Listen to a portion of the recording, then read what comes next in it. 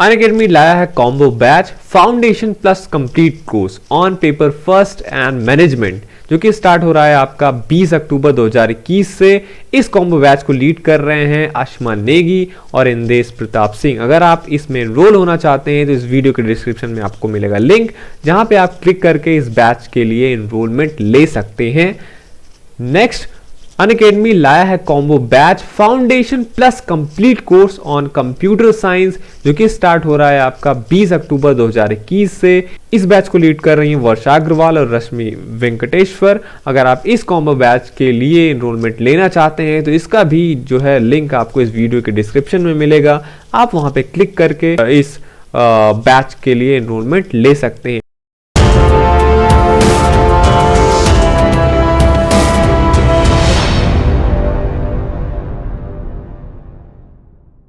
Hello friends, welcome to channel masters of botany. Again मैं हूं आपका दोस्त विनय कुमार सिंह। हम राजस्थान जो असिस्टेंट प्रोफेसर का एग्ज़ाम हुआ है 2021 का, उसका पेपर फर्स्ट का पूरा सोल्यूशन दे चुके हैं। और पेपर सेकंड जो हुआ था बॉटनी का ही, जिसमें बायोकेमिस्ट्री, मॉलिक्यूलर बायोलॉजी, इन सब जो हायर आप कह लीजिए बॉटनी उन पोर्शन से क्वेश्चन आते हैं, उसका हम क्वेश्चन नंबर 60 तक करा चुके थे।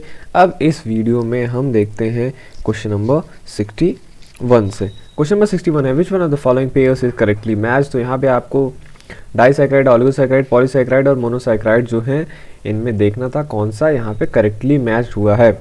ग्लूकोज को देख लेते हैं। ग्लूकोज क्या है? ग्लूकोज एक मोनोसैकेराइड है। ऑलिगोसैकेराइड की बात करें तो फ्रक्टोज भी एक मोनोसैकेराइड है।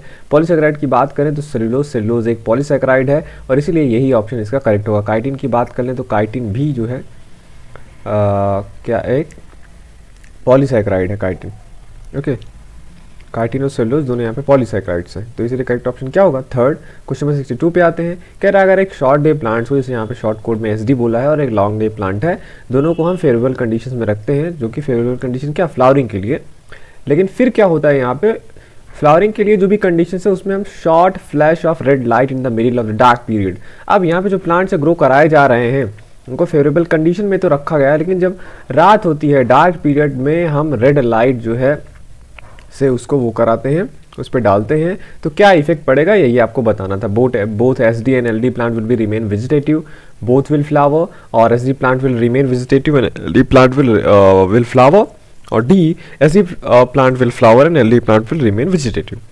तो यहाँ पे हम देखेंगे रेड लाइट, अगर आप देखेंगे जब भी हम रेड लाइट का ट्रीटमेंट देंगे मिडिल ऑफ द लाइट में, तो जो शॉर्ट डे प्लांट होगा, शॉर्ट डे प्लांट में फ्लावरिंग नहीं होता है। वहीं लॉन्ग डे प्लांट में अगर आप रेड लास्ट वो करते हैं तो उसमें लॉन्ग डे प्लांट में फ्लावर हो जाता है। तो यहाँ पे कह रहा है in the middle of the dark period red light अगर आप ऑन करते हैं तो क्या होगा वहाँ पे? शॉर्ट डे जो प्लांट है आपका वो वेजिटेटिव ही रह जाएगा, क्योंकि उतना उसको जो क्रिटिकल लेंथ है नाइट का उतना मिलेगा नहीं। लेकिन लॉन्ग डे प्लांट को इससे कोई प्रभाव नहीं पड़ता, इसलिए उस पर फ्लावरिंग हो जाएगा। तो करेक्ट ऑप्शन थर्ड होगा।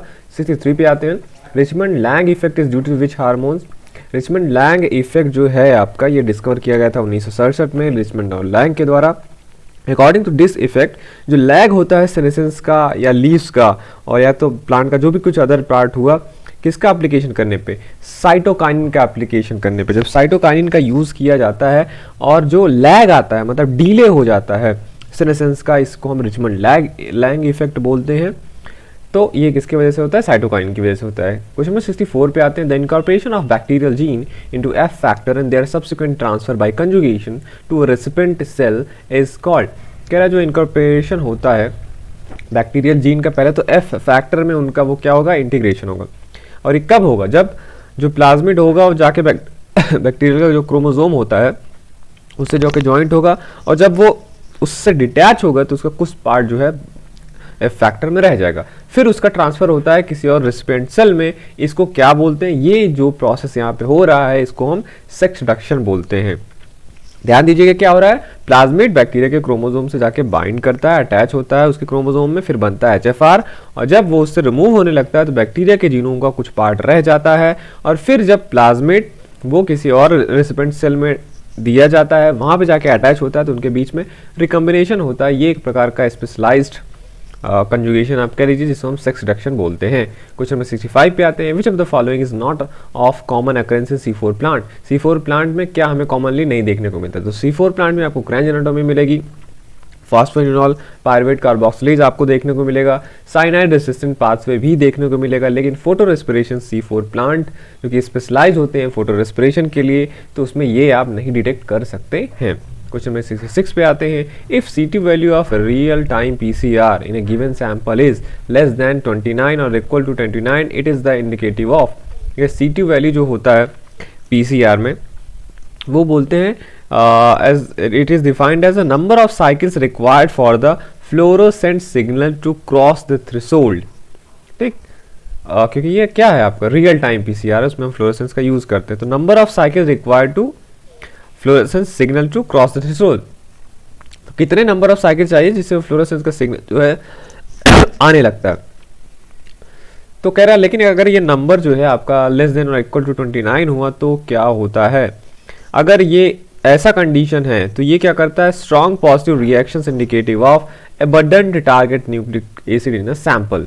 ये इसका पहला वाला ही सही है। क्वेश्चन नंबर 67 पे आते हैं हम, विच one of the selectable marker gene is often use in plant transformation studies.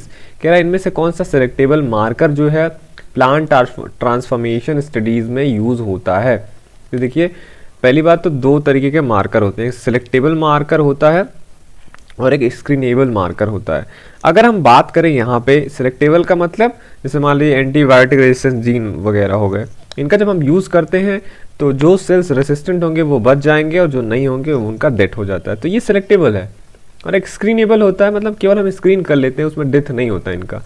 तो इसमें से जो है आपका NPT सेकेंड नियोमाइसिन फॉस्फोट्रांसफरेज सेकेंड, ये एक तरीके का सिलेक्टेबल मार्कर है। वहीं CAT और लैक्जेड और GFP ये सारे क्या है आपके स्क्रीनेबल मार्कर हैं। ओके, तो पहला वाला सही होगा इसका। क्वेश्चन नंबर 68 पे आते हैं, 3 point test cross is use for.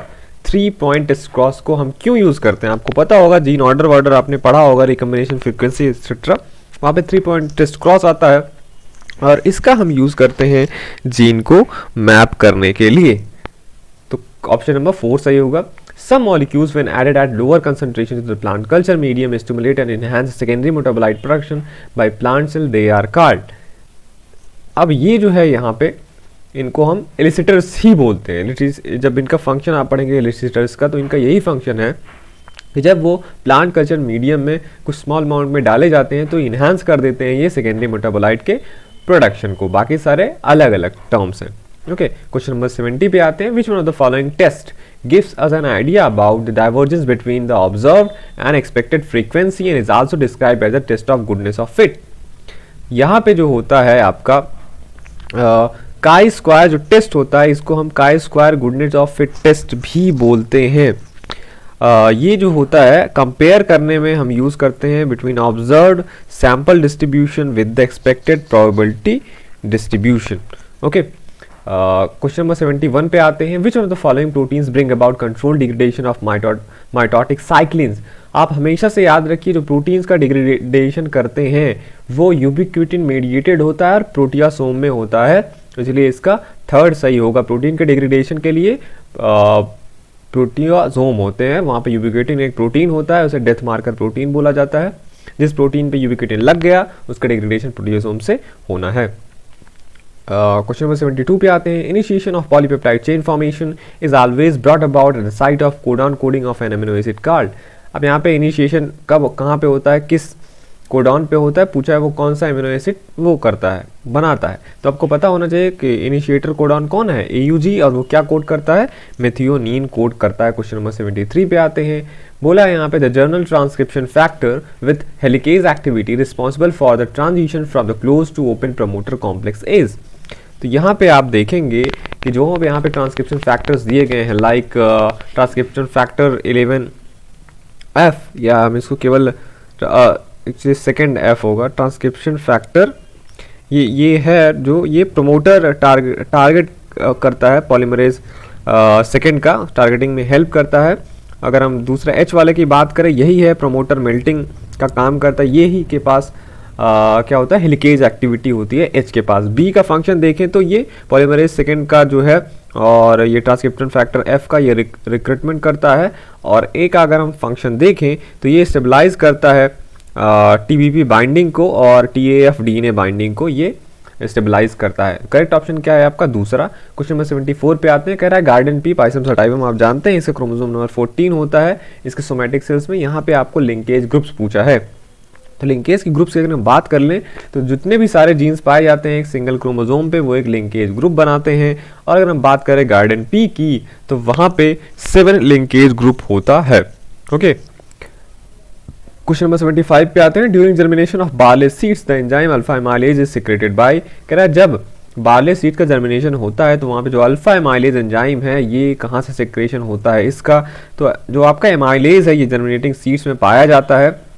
जैसे ही सीड जो है वाटर सोक करता है और जर्मिनेशन उसमें स्टार्ट होता है तो एम्ब्रियो क्या करता है, जिब्रेलिन प्रोड्यूस करता है जो डिफ्यूज करके जाता है एल्यूरॉन लेयर जो है आपका, और वहाँ पे इसको स्टिमुलेट कराता है कि जो ये लेयर है ये जो है सिंथेसाइज करे एमाइलेज का, अल्फा एमाइलेज का। तो सिक्रेटिंग स्ट्रक्चर कौन सा हो गया, एल्यूरॉन लेयर।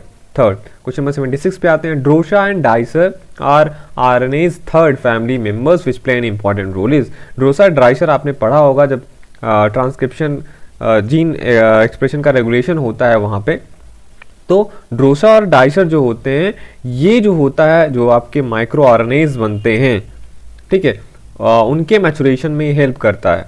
तो यहाँ पे हम जीन को टारगेट कर सकते हैं माइक्रो आरएनएज से, एसआई आरएनएज से, और उनमें जो है डाइसर तो डिपेंडेंट दोनों होते हैं पर जो माइक्रो आरएनए होता है वो ड्रोसा और डाइसर डिपेंडेंट होता है। ठीक, तो इसका कौन सा सही होगा, सेकंड। क्वेश्चन नंबर 77 पे आते हैं, androgenic haploids are most useful due to their. Androgenic haploids means जो एंथर से बना हुआ हैप्लॉइड प्लांट है, और ये इसलिए यूजफुल होता है क्योंकि वहाँ पे हैप्लॉइड ही रहती है, होमोजाइगस स्टॉक्स ही बनाता है जो हमारा म्यूटेशनल स्टडीज को स्टडी करने में हेल्प करता है। ओके, क्वेश्चन नंबर 78 पे आते हैं, all of the following represent types of frequency distribution curves except which one. Biostat से आया हुआ क्वेश्चन है, कह रहा है इसमें से सारे जो है फ्रीक्वेंसी डिस्ट्रीब्यूशन को बताते हैं केवल एक को छोड़ के। तो सिमेट्रिकल बेल शेप जो है ये फ्रीक्वेंसी डिस्ट्रीब्यूशन में मिलता है, स्क्यूड तो राइट और लेफ्ट ये भी आपको मिलेगा फ्रीक्वेंसी डिस्ट्रीब्यूशन में, टी एंड यू शेप्ड का डिस्ट्रीब्यूशन भी आपको उसमें मिलता है, लेकिन जो फोर्क लाइन डिस्ट्रीब्यूशन है ये फ्रीक्वेंसी डिस्ट्रीब्यूशन में नहीं यूज होता है। क्वेश्चन नंबर 79 पे आते हैं, यहाँ पे आपको लिस्ट एक फर्स्ट को लिस्ट 2 से मैच कराना था। पीसीआर टेक्नोलॉजी के डिस्कवरर कौन से हैं, यहाँ पे कैरेमुलिस जंपिंग जीन्स को खोजा था मैकक्लिंटॉक ने मेज में, डीएनए फिंगरप्रिंटिंग के फादर हैं एलेक्स जेफरी, और डीएनए पॉलीमरेज फर्स्ट को डिस्कवर किया था कोनबर्ग ने। इस हिसाब से आप देखेंगे ऑप्शन नंबर 4 इसका करेक्ट है। क्वेश्चन नंबर 80 पे आते हैं, which one of the following pairs is not correctly matched. तो आप देखते हैं कौन सा मैच नहीं है, क्रोमोप्लास्ट तो ये भी सही है, कैरोटिनॉइड्स जिसमें होता है उसकी वजह से डिफरेंट कलर आता है अदर देन ग्रीन, तो वो क्रोमोप्लास्ट होता है। एमाइलोप्लास्ट की बात करें तो एमाइलम जो है, एमाइलम का मतलब स्टार्च होता है, एमाइलोप्लास्ट स्टार्च स्टोरेज बॉडीज होती हैं, इनका प्रोटीन से रिलेशन नहीं है, तो यही आपका इनकरेक्टली मैच है। क्लोरोप्लास्ट की बात करें तो they are green in colour due to the chlorophyll and oleosomes are lipid storing bodies, so oils, ये भी करेक्ट है। ये था आपका क्वेश्चन नंबर 80 तक। नेक्स्ट वीडियो में मैं क्वेश्चन नंबर 81 से जो बाकी के बचे क्वेश्चन हैं वो भी आपको सॉल्व कराऊंगा। आप देखते रहिए masters of botany and thank you for watching this video.